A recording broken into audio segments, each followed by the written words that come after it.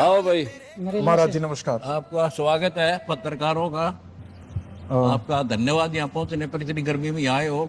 धन्यवाद आपका, आपने कीमती समय हमें दिया। अपने कोई ऐसी बात नहीं। अब तो जो भक्तों को छोड़ के आप अपना कीमती समय हमें दे रहे हाँ, कोई हैं। बात एक छोटा सा प्रश्न है मेरा। हाँ, बताओ जी। जब कोई व्यक्ति पैदा होता है तो उसका ध्यान होता है कि मैं पैसे कमाऊं हाँ हाँ और अपने परिवार का लालन पालन करूं। हाँ, ठीक बात है। तो आपने वो रास्ता क्यों नहीं चुना?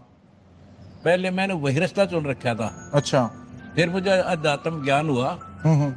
कि जब आप परमार्थ पर लगेंगे तो अपना भी भला करेगा भगवान और दूसरे का भी होगा। अपने लिए तो पशु भी करता है, पक्षी भी करते हैं, एक दूसरे का छीन कर खाते हैं, यही इंसान कर रहे हैं। इसलिए इंसान में और पशु में अंतर होना चाहिए। अच्छा।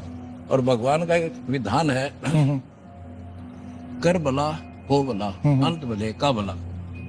आपको मालूम कैसे पड़ा कि भाई मेरे को इस रास्ते पे जाना चाहिए? ऐसा कुछ तो हुआ होगा जीवन में आपको। वो बहुत बड़ी कहानी है यार। वो कहानी इतनी लंबी है, इतना टाइम नहीं, मैं थोड़ा ब्रीफ कर देता हूँ। हाँ हाँ। मैं जूनियर इंजीनियर था, इरिगेशन डिपार्टमेंट। अच्छा। तो मेरा रिश्तेदार है, वो आया मेरे पास कि एक परम संत है, उससे मिलाता हूँ। भगवान की चाह बचपन से थी, पूर्व संस्कार। तो उनसे मिला। वो 104 साल के थे, ब्राह्मण कुल में जन्म था उनका। उन्होंने कहा, बेटा भक्ति कर, ये 2 दिन का जीवन है। पृथ्वीपति चकवे गए जिनके चक्कर चलंत, रावण श्री के कौन गण ऐसे गए ना। भक्ति ना करने से कबीर हरि की भक्ति में राजा गधा हो और माटी लदे कुमार के नार नहीं रहा कोई। तो ये खटकी मेरा बात। अच्छा। उनके चरणों में नमन किया। फिर कैसे भला हो, कैसे इस दुख से छुटकारा हो, मैं उनको भी डिटेल से बताया। हमने उनके चरण पकड़ कर दीक्षा ली। दीक्षा की, भक्ति की, नौकरी भी की। अच्छा। एक दिन अचानक उन्होंने कहा, बेटा मैंने बहुत दृष्टि तोड़ा ली है, 1 लाख शिष्य है, तेरे जैसा नेक और शुद्ध आत्मा मैंने दिखता को नहीं। अच्छा। आज से मैं अपना उत्तराधिकारी आपको बनाता। ठीक। मैं एकदम सुन्न हो गया। मैं जाट आदमी, हमारे दादे परदादा ने काम करे ना। पहले डर लगा कि किसी ने कोई चुगली कर दी है कि यू भगवान आप पे मेहनत बन गया। ऐसा कोई था नहीं। फिर उसने कहा, बेटा तेरे साथ रहूंगा, घबरा मत। अच्छा। और तेरे जैसा विश्व में संत नहीं होगा। जब तो वो बात ऐसी नहीं लग रही थी कि मैं महाराज संत का के काम, पर कहते हैं अब 2 बोला शायद सुबह और 7 का बोला बिरथा नहीं था। तो वो फल फिर मैं उनके आदेश से, उनका गुरु वचन पर डट गए फल 84 के।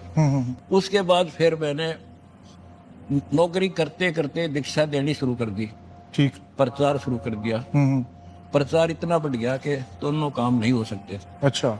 एक रास्ता चुनना था मुझे, एक भगवान का, एक गृहस्थी वाला था ही। 2 बच्चे, 4 बच्चे थे, 2 बेटे 2 बेटी।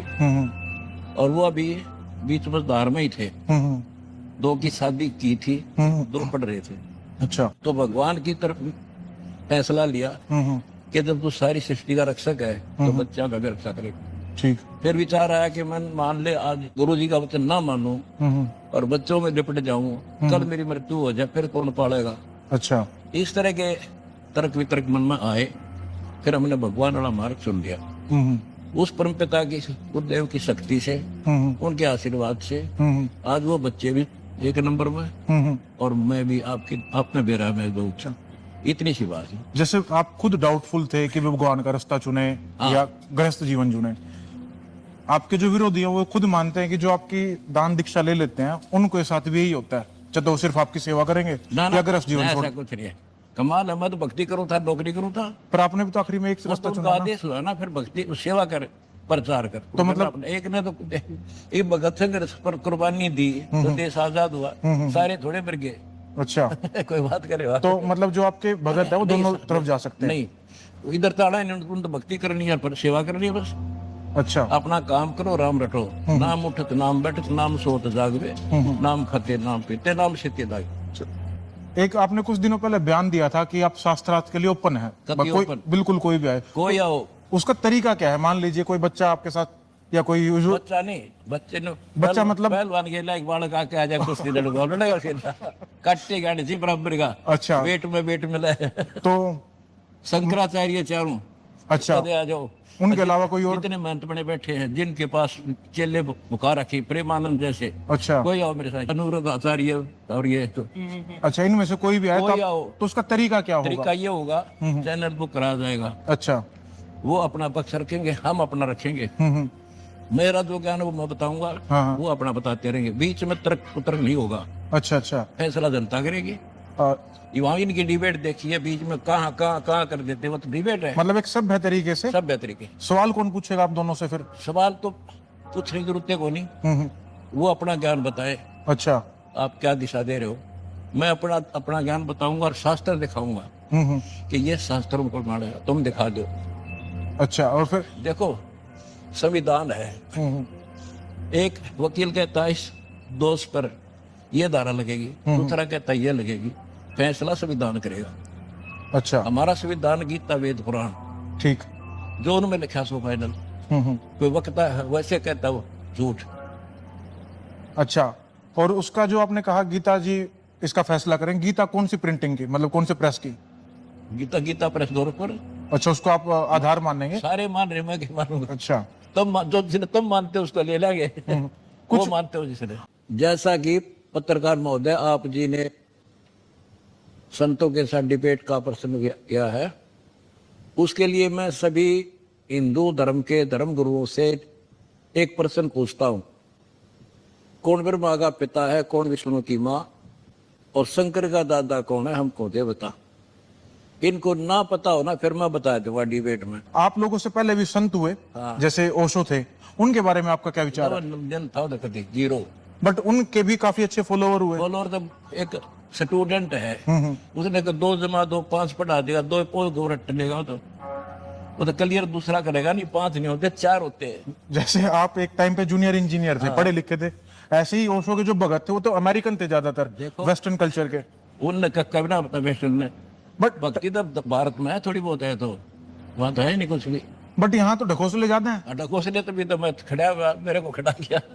नहीं, आप एक देख, मैं सिंपल कपड़े हैं और वो पेड़ की टेंट बाउंडर कर रहे, कहते कंठी माला पहरे से क्या हो, ऊपर डूंडा साधु का और भीतर रखा खो, ऊपर दिखावा संतर भक्ति है नहीं, तो जीरो हमें। जो जैसे आपने ये इतना बड़ा वो बना रखा है साम्राज्य, कुछ लोग इस साम्राज्य के नाम पर कुछ गलत काम करते हैं, नाम तो नहीं लेंगे हम उनका, उनके बारे में आपके क्या विचार है? देखो, जिनको आत्मज्ञान नहीं है वो ऐसे कर्म करा करे। हमने भगवान से भय है, डर है, कल संसार छोड़ कर जाएंगे, उसको पाई का हिसाब देना होगा। गरीबदास की वाणी में है, तुमने उस दरगाह का महल नहीं देखा और धर्मराज में कह तिल का लेखा। हमने वो लिखा है, वहां के जवाब देंगे। इन नतीजता को ना बालक है तो पैसा लेकर इस जहर न खावे, जिंदा नरक में खावे। जैसे कुछ संत हैं वो कह रहे हैं भाई इकट्ठे हो जाओ अदरवाइज आप कटोगे। उनका इकट्ठे होने का भाव था कि भाई आप हिंदू इकट्ठे हो जाओ, मुसलमान आपको काट देंगे। बट मैं आपके यहाँ घूमा, मुझे यहाँ दिख रहा है कि भाई हिंदू मुसलमान की एकता है। ये आपने मतलब कहाँ से शुरुआत की? देखो, मैं कबीर जी का फॉलोअर हूँ, मेरा कबीर भगवान है, और उन्होंने हिंदू मुस्लिम एक बताया, जीव हमारी जाति है, मानव धर्म हमारा, हिंदू मुस्लिम सिख ईसाई धर्म नहीं कोई ना। पहले कौन थे?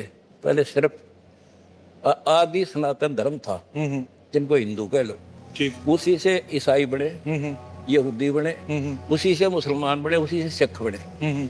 आज मैं हिंदू होकर मृत्यु के बाद मुसलमान का जन्म ले लूँ, फिर वो झंडा उठा लूंगा हिंदुओं का दुश्मन, और आज मैं मुसलमान दुश्मन बन जाऊँ। ये मूर्खता की बात है, छोटी सोच, भगवान के विधान से जो परिचित नहीं है वो डिवाइड करेगा नहीं। आपको लगता है भारत में हिंदू खतरे में है? नो, उनकी सोच खतरे में है। नहीं, ये मतलब उनके मन में, आपने कहा ना उनकी सोच खतरे में है। उनके अंदर ये सोच किसने डालेगी भाई हिंदू खतरे में? अज्ञान ने डाली। उनको ये ज्ञान नहीं, तुम हम सारी सृष्टि के जीव एक भगवान के बच्चे हैं। अच्छा। या इनकी सोच खत्म है, अधूरी सोच है, या हो जाएगी फिर काम रहे को ना। और आपको क्या लगता है कि भाई आप इस काम को, मतलब जो आप कह रहे हैं सोच को मैं ठीक कर दूंगा, कर पाएंगे? कर दूंगा। सारी पृथ्वी में आदि सनातन धर्म का बढ़ा देंगे हम, देख 4 साल में कर दूंगा, नोट कर ले। एक आखिरी सवाल, आपकी उम्र 76 साल मुझे जो जानकारी हुई। 75 पूरा हो जाएगा। 75। आप मेरे साइड में खड़े हैं, मैं 30 साल का, लगते नहीं आप 76 साल के हैं। इसका राज क्या है? अब ये मैं ना बताऊं। सारी ना बताया। असली काम की बात आपने छोड़ दी। बस यह छोड़ूंगा। ये परमात्मा की कृपा। गुरुजी बहुत बहुत धन्यवाद, आपने कीमती समय। आपका धन्यवाद, आपने कट्टी बात पूछी है। तेरे का बोले डंका दुनिया के मत छा गया हो।